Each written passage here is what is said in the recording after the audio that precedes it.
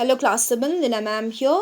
Today we'll be doing this exercise C from your English 2 book, chapter 3, and it's in page number 38. So my dear students, before you get into this exercise, let me make you clear or understand what is relative clause or adjective clause. Alright, so everyone have a look on this meaning.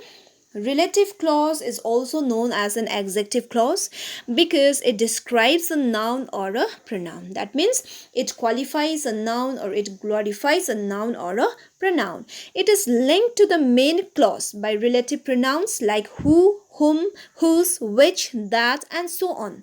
That means it connects these two clauses, main clause and relative clause, together. Alright, for example, the man who stole my watch was caught.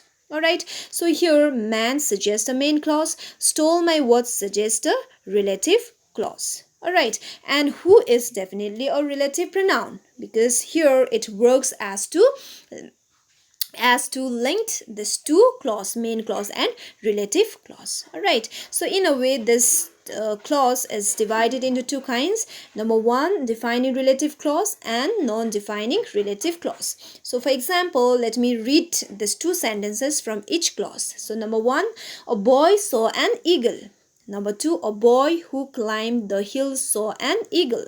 In fact, these two sentences look similar, but there is one sentence which is giving an extra information.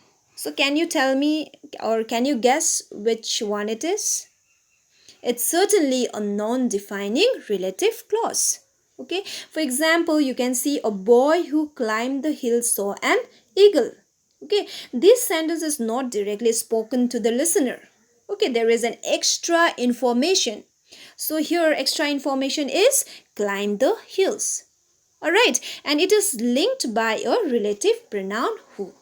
Therefore, it is regarded as a non-defining relative clause.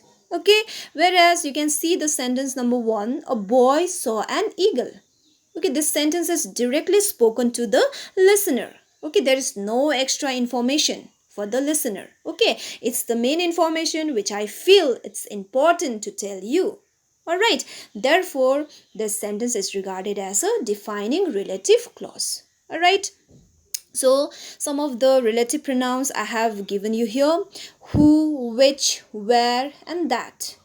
Who is you can use for people, which you can use for the things and objects, where you can use for the places, and that you can generally use to describe place, person or a thing. Okay, so it's defining and non-defining relative clause. It's all about giving an extra informations. All right, so my dear students, hope you all have understood. Okay, now everyone have a look on your exercise. See, underline the relative clauses in these sentences and circle the nouns that they describe.